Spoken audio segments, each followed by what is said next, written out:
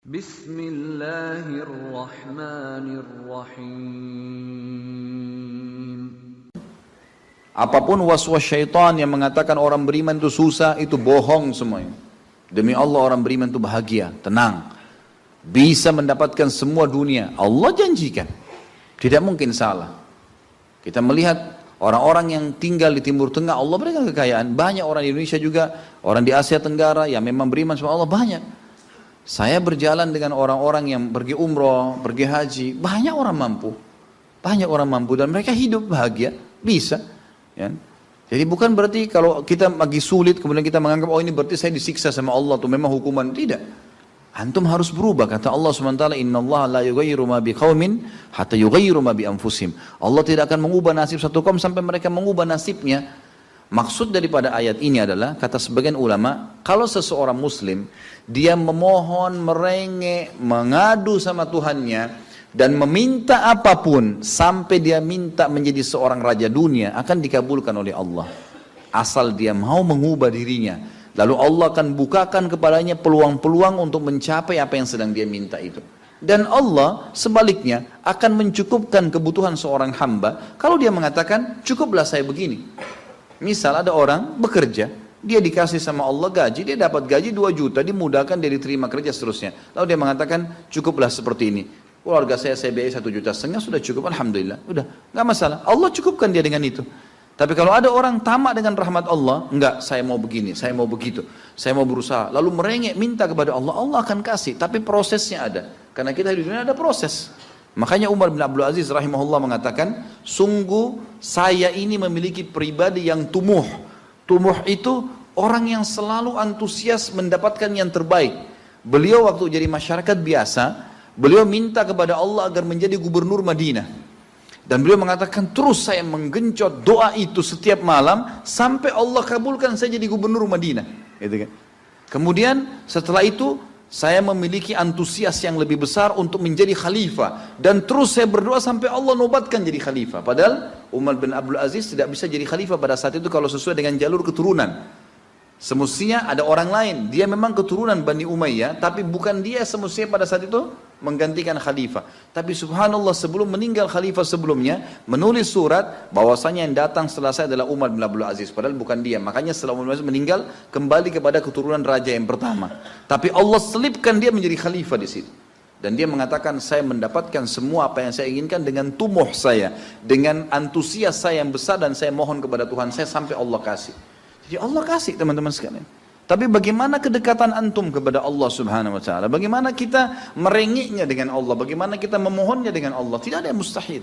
Coba terus minta sampai Allah kasih. Karena setiap seseorang hamba mengucapkan Rabbana atau Allahumma, atau kita mengatakan dalam maksudnya, ya Allah, wahai Tuhanku. Begitu kita mulai memohon, itu sudah ada garis startnya, ucapan kita. Ada garis finishnya. Tinggal antum sabar sampai garis finish enggak? Banyak orang berdoa baru pertengahan sudah berhenti dengan alasan Allah belum kasih. Allah mau lihat ini orang benar nggak, serius nggak. Sama rasionalnya gini, kalau kita kuliah, begitu kita sudah daftar kuliah, sudah ada kan prediksi kita 4 tahun tamat S1 kan? Oh iya, semester 1, semester 2, semester 3, sampai semester 8 misalnya. Ini yang saya tahu pada saat kami S1 di Madinah begitu ya. 1 tahun 2 semester, 1, 2. Tahun kedua, 2, 3, dan 4. Sampai semester 8 selesai S1. Baik, kita begitu daftar, pertama sudah tahu. Saya akan kuliah 4 tahun nih. Kalau saya lulus, selama 4 tahun saya akan lulus menjadi S1. Kita sudah tahu kan. Kalau ada orang baru tingkat 2 sudah berhenti kuliah, dia sendiri berhenti. Itu sama rasionalnya orang kalau berdoa tuh. Kalau merengek sama Allah. Sabar sampai titik klimaksnya. Kita akan dapat ijazahnya, kita akan dapat apa yang kita inginkan. Gitu kan? Tapi kalau orang terburu-buru, tergesa-gesa, dia tidak dapat. Jadi selalu tamak terhadap rahmat Allah. Dan itu bagian daripada ibadah. Allah SWT menyuruh kita tamak dengan rahmatnya. Ya. Kita disuruh berdoa dengan khaufan wa tama'a. Khauf, takut dengan azabnya Allah, jangan masuk neraka, dan tamak terhadap rahmat Allah. Minta terus agar Allah SWT memberikan kepada kita rahmat yang luas, ditambah, diberikan karunia. Antusias teman-teman sekalian. Orang mukmin itu selalu optimis. Tidak ada kata-kata pesimis, tidak ada kata-kata putus asa, nggak ada kata-kata dendam. Berlalu, Qaddarallah ma syaa fa'al. Allah sudah takdirkan dan sudah terjadi. Kata Nabi SAW, kalau terjadi sesuatu pada kalian, katakan Allah sudah takdirkan, sudah terjadi. Buka lembaran baru, jalan sekarang, gitu kan? Sampai kata Nabi SAW yang memotivasi kita, kalau di tangan seseorang di antara kalian sebuah bibit, dan dia tahu, bibit pohon, dan dia tahu besok kiamat, tetap dia tancapkan. Tetap dia tancapkan. Sebagian ulama salaf dulu, mereka menanam pohon-pohon teman-teman sekalian, pohon-pohon yang umurnya lama, seperti kelapa, ya. Tapi di sana mungkin mereka menanam pada saat itu kurma. Kurma lama tumbuhnya, gitu kan? Mereka tanam. Sampai pada saat itu ada beberapa sahabat menanam pohon-pohon kurma yang masih kecil. Mereka di umur pada saat itu sampai alis mereka sudah putih dan turun menutupi matanya, saking tuanya, 80-90 tahun. Ditanya oleh murid-muridnya, kenapa anda masih menanam seperti ini, di umur seperti ini, gitu kan? Kata dia, Allah akan memberikan saya pahala di setiap gerak-gerik saya, termasuk ini. Bagaimana dia antusiasnya? Artinya ada hadis Nabi yang mengatakan tidak ada seseorang yang menanamkan sebuah pohon, kemudian ada burung yang hinggap di situ, atau manusia ya yang hinggap bernaung, atau mungkin hewan-hewan, ulat atau apa saja yang memakan daunnya atau buahnya, kecuali jadi pahala buat dia. Jadi selalu ada motivasi untuk menjadi orang yang terbaik, ya. Makanya juga dalam masalah surga begitu. Kata Nabi SAW, kalau kalian minta surga Firdaus, surga yang tertinggi. Jangan bilang amal saya nggak cukup, enggak. Tamak dengan rahmat Allah, minta yang terbaik teman-teman sekalian. Kita tidak akan berubah kecuali Allah tidak akan berubah kecuali kita berubah dulu. Kita yang mengubah menjadi lebih baik. Ya, ini poin yang harus digarisbawahi. Ini sebuah kaidah hidup, ya. Sehingga kita harus selalu optimis, dan begitulah keadaan orang-orang beriman. Allah. Bolehkah berdoa tidak tidak sambil mengangkat tangan seperti sedang berjalan, sedang mengendarai? Boleh. Nabi SAW seringkali berdoa mengangkat tangan atau tidak mengangkat tangan, terjadi, kan gitu. Misal antum tiba-tiba melihat ada mobil tabrakan, antum bilang, ya Allah mudah-mudahan tidak terjadi pada saya. Tidak perlu angkat tangan, kan gitu. Memang keadaannya begitu. Kalau emang antum mau angkat tangan pun tidak ada masalah, dua-duanya ada perintah dari Nabi SAW. Apakah mengusap muka setelah sholat dan berdoa pernah Rasulullah SAW kerjakan? Apa termasuk bid'ah? Belum pernah ada riwayat yang menjelaskan masalah itu. Mengusap wajah dengan telapak tangan, itu belum pernah ada contoh dari Nabi SAW. Nah, karena ini yang perlu kita jelaskan. Masuk dalam bid'ah kalau mengusap wajah, karena dia rangkaian daripada ibadah yang ditambah. Doa Nabi SAW tidak pernah mengusap wajah, kita mengusap wajahnya. Maka bisa ulama mengatakan masuk, karena kita menambah ibadah yang Nabi SAW sudah lakukan. Apakah tersentuh rambut istri dapat membatalkan wudhu? Enggak. Kecuali antum syahwat, lain. Kan gitu. Ini sudah pernah saya jelaskan kan. Jumhur ulama mengatakan bersentuhan dengan kulit yang bukan mahram, ya. Kalau tidak diikuti dengan syahwat, gitu kan, dan tidak sengaja. Kalau yang bukan mahram, ya, istri di sini sengaja pun tidak apa-apa, asal tidak syahwat. Kalau yang bukan mahram, jumhur ulama mengatakan kalau tidak sengaja dan tidak syahwat tidak batal, nggak batal. Tapi kalau sengaja memegang, ya, gitu, maka itu masuk dalam, ya, berhati-hati maka batal. Kalau syahwat jelas batal. Dengan istri menyentuh sengaja atau tidak sengaja nggak batal kecuali dengan syahwat. Makanya Imam Ahmad rahimahullah menekankan hadis Bukhari, ya, yang berbunyi Aisyah berkata Rasulullah SAW pernah menciumku, lalu kemudian keluar mengimami sholat tanpa wudhu lagi. Ya, kata sebagian ulama hadis ini kebiasaan Nabi SAW mencium kasih sayang, mencium keningnya istri atau istri salaman dengan suaminya kemudian pergi sholat, maka tidak batal karena tidak ada syahwat. Kecuali syahwat, antum lebih tahu, gitu kan. Kalau Imam Syafi'i lebih hati-hati. Imam Syafi'i mengatakan pokoknya tersentuh batal, syahwat atau tidak syahwat, gitu kan. Jadi kurang lebih begitu gambar.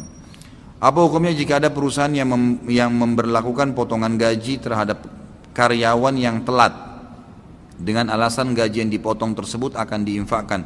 Hak perusahaan itu. Sebagaimana antum juga sebagai pegawai, ya, tidak berhak untuk mengambil gaji yang antum terlambat. Ini sering saya tekankan, ya, hati-hati ikhwas sekalian. Kalau antum akadnya sama perusahaan masuk jam 7.30, gitu kan, keluar jam 5 sore, antum datang pagi hari jam 7:31, 1 menitnya itu harus antum minta ridhonya. Kalau enggak halal tuh, jangan diambil, karena akadnya kan begitu. Lo terus macet Ustaz, ya datang sebelumnya, kan gitu. Kalau kita biasa keluar jam 6 macet, ya sekarang 5:30, memang sudah itu konsekuensinya. Kalau enggak kan jadi haram. Perusahaan punya hak mengambil dipotong, dihitung 1 bulan dia berapa jam kerja, berapa menit, dibagi kemudian dipotong. Masalah perusahaan ambil untuk dia itu haknya dia, atau dia infakkan itu juga adalah hak dia. Karena memang dasarnya itu sudah bukan hak kita. Kita bukan datang sesuai dengan akad. Apa kata Nabi SAW? Al-mu'minuna ala syurutihim. Orang mukmin sesuai dengan syarat yang disepakati. Apa hukumnya tinggal bersama mertua perempuan dalam satu rumah dalam kasus istri meninggal dengan tujuannya untuk menjaga mertua tersebut? Nggak ada masalah, mertua itu mahram. Ya, mahram mertua itu, bahkan lebih cenderung pendapat ulama fikih yang saya cenderung padanya ya. Jadi kalau jangankan istri meninggal, berarti masih tetap mertua ya.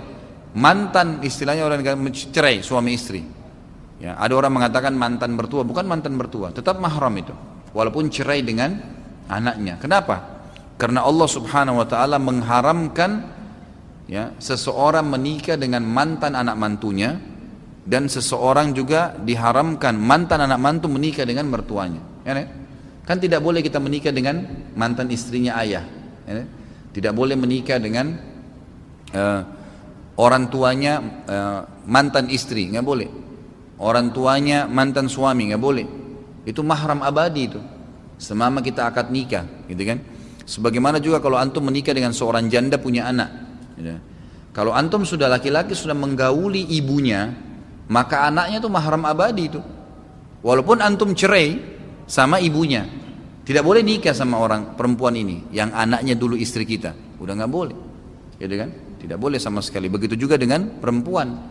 Menikah dengan seorang laki-laki, duda punya anak, dia sudah digauli oleh suaminya, ayahnya anak laki-laki itu jadi mahram buat dia, walaupun cerai dengan suaminya, karena tidak boleh nikah lagi ya kan? Seperti itu.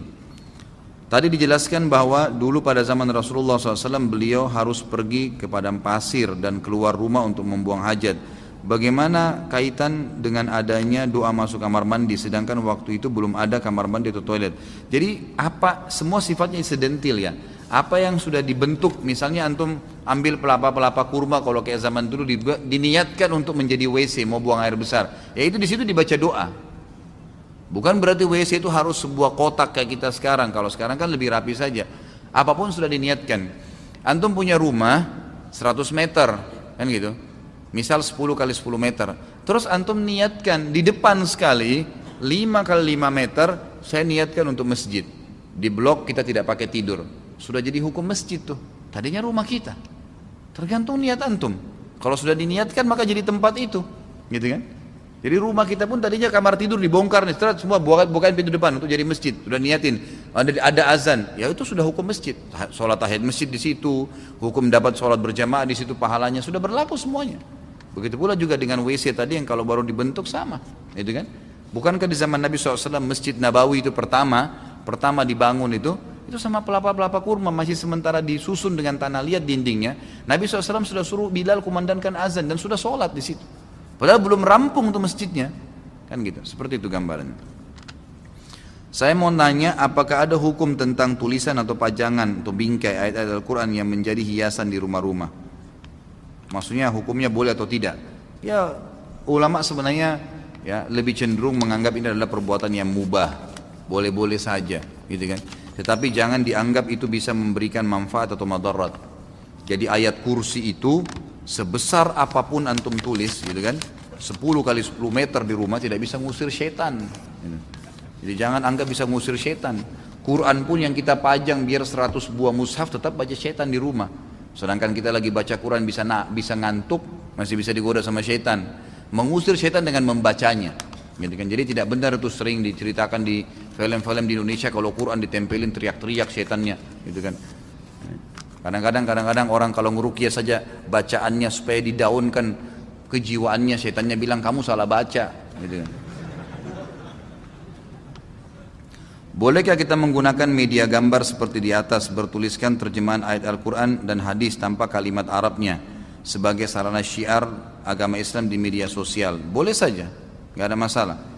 Gambar jalan, ada pohon, kemudian ditulis ayat atau hadis. Ya itu insya Allah tidak ada masalah. Yang penting jangan ada gambar yang berjiwa ya, manusia, hewan, jin, dan di sini ulama masukkan juga malaikat. Lalu bagaimana pandangan Islam terhadap hukum memajang gambar seperti di atas pada dinding rumah atau dicetak di baju? Sudah pernah saya jelaskan, tidak ada masalah. selama itu bukan yang berjiwa, nggak ada masalah. Antum punya baju kaos, gambarnya pohon, nggak apa-apa. Gambarnya building, nggak apa-apa. Tulisan, nggak ada masalah. Jangan gambar harimau, gitu kan? Gambar orang, nggak usah. Segala sesuatu yang terjadi pada diri kita itu atas izin kehendak Allah. Ini sahihkah? Jawabannya iya. Pertanyaan tersebut mau ana pakai untuk memberi nasihat kepada orang yang selalu khawatir dalam melakukan segala sesuatu dan jadi lambat sekali dalam bertindak. Contoh, saat mencuci tangan diulang-ulang karena khawatir belum bersih. Saat memakai baju lama sekali karena dicek dulu ada serangga atau tidak. Saat wudu baca doa diulang-ulang dan jadi lama karena khawatir. Ini bukan khawatir, ini was-was dari syaitan. Alladzi yuwaswisu fi sudurin nas, waswasa. Itu bisikan syaitan, nggak boleh ragu. Dan itu akan dihilangkan dengan keyakinan. Ya, dalam hadis dikatakan al-yakinu yazilu syak atau yuzalu syak. Ya. Al-yakinu yazilu syak, kalau tidak salah begitulah fatihah kalau Nabi SAW. Saya tahunya kurang lebih seperti itu ya. Jadi keyakinan akan menghilangkan keraguan-raguan. Jadi keraguan itu harus dilawan dari syaitan, nggak boleh. Ya, nggak usah was-was. Kita memang disunnahkan kalau mau tidur mengebas selimut, iya. Memakai baju ragu ada serangga dikebas sekali pakai Bismillah, gitu kan? Udah selesai gitu. Ya, nggak usah terlalu khawatir dengan serangga. Siapa yang lebih besar, Anda atau serangga? Nah. Apa ini? Saudara yang perempuan pada waktu di asrama tidur satu kamar dan tidak pernah buka jilbab. Kawannya satu kamar orang non muslim merasa tersinggung, bagaimana solusinya? Ya itu hak dia. Orang non muslim mau tersinggung terserah dia tersinggung. Apa hubungannya? Kan gitu. Nggak usah pikirin apa orang bilang. Kalau Anda merasa membuka jilbab takut khawatir fitnah, maka nggak usah buka. Hak kita itu. Jangankan sama dengan wanita non muslim, wanita muslim aja kita punya hak untuk tidak memperlihatkan, hak kita bebas itu. Kan gitu. Boleh hukumnya mubah memperlihatkan yang mubah saja. Ya itu ulama sudah pernah saya jelaskan dari pundak ke atas, leher ke atas, ya, siku ke bawah, gitu kan, dan lutut ke bawah. Ini yang boleh dilihat, sama mahram pun ini boleh dilihat, kecuali suami. Ayah hanya boleh lihat anak perempuannya yang sudah masuk dalam Sinnu tamiz, umur yang bisa membedakan jenis kelamin 10 tahun, itu yang boleh dilihat oleh si ayah, lutut ke bawah, leher ke atas, siku ke bawah sampai ke lengan. Lebih dari ini nggak boleh, sudah nggak boleh, gitu. Bisa jadi fitnah, gitu kan. Sama halnya ibu-ibu juga begitu, akhwat tidak boleh lagi memperlihatkan kecuali ini kepada anak laki-lakinya, seperti itulah. Dan sudah pernah saya jelaskan sampai ke masalah, kecuali suami istri ya, sampai masalah jenazah saja. Kalau ada laki-laki meninggal, anaknya yang perempuan tidak boleh mandikan jenazah ayah laki-lakinya, ayahnya dia. Anak perempuan, anak laki-laki nggak boleh mandikan jenazah ibunya. Yang boleh suami istri atau sesama jenis. Ya, karena ini memang sudah batas, nggak boleh memang, sudah nggak boleh lagi. Ini sesuai dengan sabda Nabi SAW, perintahkan anak kalian ya sholat di umur 7 tahun dan pukullah mereka di umur 10 tahun dan ini saksi bahasan, pisahkan mereka di ranjang. Kata ulama pisahkan di ranjang artinya tidak boleh lagi saling melihat, ya, tidak boleh lagi tidur bersama-sama. 10 tahun itu sudah nggak boleh. Termasuk nggak boleh tidur sama orang tuanya. Bila kita berbuat kebaikan, apakah pahala kita akan sampai kepada orang tua kita yang sudah meninggal? Dan apakah benar bila kita berbuat dosa maka dosanya pun akan terhubung dengan orang tua yang sudah meninggal? Jadi itu masalah berhubung perbuatan kita dengan orang meninggal atau tidak tergantung apakah dia penyebab kita melakukan atau tidak, orang tua atau bukan. Misal orang tua memang dasarnya mengajar anaknya berbohong dari kecil, pada saat anaknya terapkan orang tuanya dapat dosanya. Pada saat orang tuanya ngajarin jujur atau amanah atau sholat lalu anaknya kerjakan, ya dapat pahala. Tapi kalau orang tuanya nggak punya andil sama sekali, anaknya jadi baik, ya tidak ada hubungannya sama orang tuanya, tidak ada andil di situ. Makanya kan sering kita tekankan dalam masalah pendidikan anak, ya usahakan Anda sebagai orang tua punya andil di situ. Jangan terus andalin orang lain. Didik mereka gitu kan. Ajarin doa tidur, ajarin doa bangun tidur. Itu yang mesti kita lakukan. Apakah athar sujud atau bekas sujud pada kening merupakan tasyabuh dengan agama Syiah? Gak ada. Mana ada orang Syiah punya athar sujud? Itu kan terbongkar itu. Beberapa tokoh Syiah yang dahinya hitam itu ternyata pakai batu panas di kepalanya, dilengketin di dahinya batu panas. Nggak ada hubungannya dengan mereka sujud, subhanallah. Itu asar sujud juga biar antum sholat sujud lama nggak muncul-muncul kecuali Allah mau. Itu bukan dibuat-buat emang. Nggak ada hubungannya tasyabuh dengan Syiah. Orang Syiah yang mau bertasyabuh dengan kita, yang mau mengikuti ahli sunnah, ya karena ulamanya rata-rata ahli sunnah itu sudah asar sujud karena mereka sudah paham. Maka mereka juga ikut-ikutan. Salah satu ulama Syiah sekarang yang paling ditokohkan itu yang dahinya hitam sekali. Antum kalau dengar ceramahnya antum ketawa, subhanallah. Nggak ada isinya ceramahnya, sampai dipermalukan di Irak. Bahwa bisa bagaimana dahinya bisa hitam betul. Dibongkar oleh orang awam, salah satu pembawa acara di TV Iran mengatakan orang-orang ini ternyata meletakkan batu panas ya di lantai yang mereka biasa pakai sujud, lalu sengaja dipanasin dan mereka sujud dengan waktu tertentu untuk supaya menarik orang, menarik audiens, karena itu punya daya nilai sendiri. Naudzubillah ya. Bagaimana hukum menjual boneka yang dijual bukan untuk anak-anak, boneka berbentuk Doraemon, Mickey Mouse dan yang tidak menyerupai ciptaan Allah? Sama saja, nggak usah. Memang kalau tidak jual Doraemon tidak bisa makan, nggak usah lah, syubhat itu jauhi aja. Ya kalau untuk anak-anak mungkin masih boleh, kalau enggak, apalagi Doraemon itu apa? Ada ceritanya, bohong itu, cerita bohong. Dan kita makin sebarin lagi kebohongan itu, subhanallah. Dari perutnya bisa keluar ini, bisa keluar itu. Anak-anak menghayal nanti begitu. Bohong semua, ngapain? Gak ada manfaatnya. Mickey Mouse, tikus, ngapain kita sebarin berita tikus? Mendingan antum ceritain tentang Abu Bakar, tentang Aisyah, tentang sahabat pejuang-pejuang Islam. Daripada Mickey Mouse, apa segala, gak ada manfaatnya sama sekali. Itu Batman, Spiderman, semua khayalan. Ada orangnya, mana? Gak ada. Bohong semua, dibuat mengkhayalan, tidak masuk di akal gitu. Itu permainan orang-orang Yahudi semua. Tinggalin itu, nggak ada gunanya. Jual yang halal akhi, banyak sekali ya Allah, pintu rezeki banyak, buka yang halal. Bagaimana dalil mengenai laki-laki tidak diperbolehkan memakai celana ketat? Ana hanya mendapatkan dalil hukumnya isbal. Celana ketat itu pakaian ketat masuk dalam hukum dilarangnya menutup, memperlihatkan aurat, gitu kan? Dan juga masuk dalam firman Allah SWT masalah menggunakan libasut taqwa. Wa libasut taqwa dzalika khair. Libasut taqwa, pakaian taqwa adalah pakaian yang lebar tidak membentuk aurat.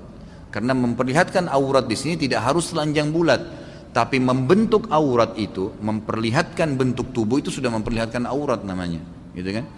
Makanya dilarang kalau memakai libasut taqwa harus lebar, seperti itulah, gitu kan?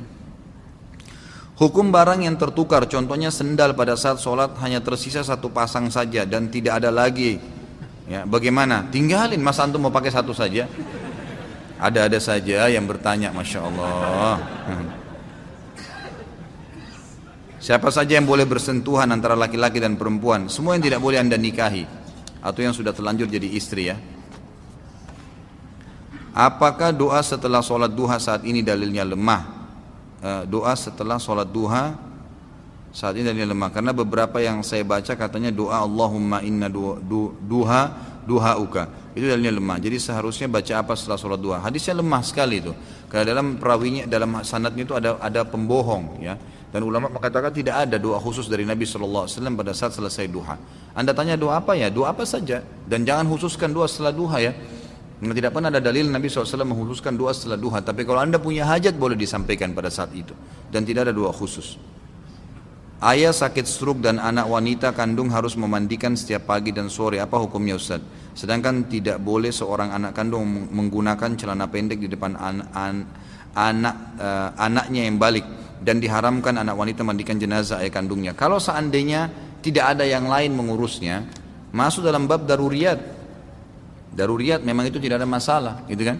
Seperti hukumnya kalau seorang wanita, pernah saya kasih contoh, mau berobat, mau melahirkan, tidak ada dokter perempuan, harus dokter laki-laki, bolehkah? Bukan hanya sekedar memandikan, memang mengeluarkan bayi dari kemaluan perempuan itu. Ulama mengatakan boleh. Sebagaimana juga Nabi SAW menggunakan tenaga beberapa sahabiat mengobati laki-laki satu sahabat yang sedang luka di medan perang. Kalau dalam pengobatan berbeda, gitu kan? Ini kan termasuk perawatan, pengobatan. Kalau ada orang lain, alhamdulillah, anda punya rezeki, cari seorang laki-laki yang baik, yang soleh, bayar dia, gitu kan? Bayar dia, kemudian insya Allah ya, disuruh urus, itu bisa. Calon TKI harus menghubungi siapa? Mohon nomor telepon. Ini maksudnya mungkin yang kemarin ya. Oh, yang saya iklanin kemarin yang kalau mau kerja tukang besi dan tukang kayu ya, silakan hubungi ke HP saya, gitu kan. Nanti insya Allah setelah hubungin saya insya Allah, nanti saya akan hubungkan setelah saya data beberapa orang ikhwah, saya ambil data-datanya, nanti saya akan bawa ketemu dengan sepupu ayah saya langsung. Kemudian nanti antum akan ada pengetesannya. Setelah antum tes lolos, antum silahkan berangkat insya Allah. Dan ini dalam setiap hari ini selalu ada pengetesan dan selalu ada, kalau nggak salah kemarin pemberangkatan ada 600-800 orang gitu. Silakan hubungi saya ikhwah, kalau memang antum belum punya nomornya 08787 807 1504. Nggak ada siaran ulang ya, sudah cukup. Menindaklanjuti penawaran Ustadz, ini sama. Syarat-syarat apa saja? Apa yang harus ditanggung oleh calon TKI? Bagaimana kalau calon TKI tersebut tidak memiliki dana? Menghubungi siapa? Ya, kenapa Ustadz semua yang ditanya masalah ini? Ya, setahu saya Allah alam tidak ada, dia harus punya keterampilan saja, tidak dibutuhkan ijazah, gitu kan. Setahu saya juga beliau belum menyampaikan ke saya batas umur, ya, tapi yang jelas punya kemahiran di besi yang kalau saya lihat tesnya, kemarin sempat saya ajak teman-teman Wisol untuk ke tempat pelatihannya di daerah Cibubur, itu memang bagaimana mengikat besi dengan besi, gitu kan. Kemudian membuat kayu pun itu bukan membuat furnis, ya. Bukan furnitur yang dibuat ya, bukan sebuah kursi enggak, tapi membuat kayu untuk mengatur sebuah dinding semen. Hanya begitu saja yang saya lihat tesnya dari orang-orang Timur Tengah yang datang kemarin, dan banyak sekali ya dari kaum muslimin yang berhasil ke sana. Enggak ada masalah. Tapi kalau bagi saya sih sebenarnya saya berani iklanin di pengajian ini karena saya tahu sumbernya itu dari sepupu ayah saya sendiri, dan kemudian orangnya terpercaya di keluarga kami ya. Kemudian juga ini karena Masjid Haram. Kalau kerja di Saudi secara umum saya enggak repot-repot ngurus gitu. Tapi karena antum bisa sholat 5 waktu di Masjid Haram, azan antum pasti berhenti, tinggal sholat saja. Karena pasti berhenti, antum dilarang bekerja kalau lagi azan gitu kan.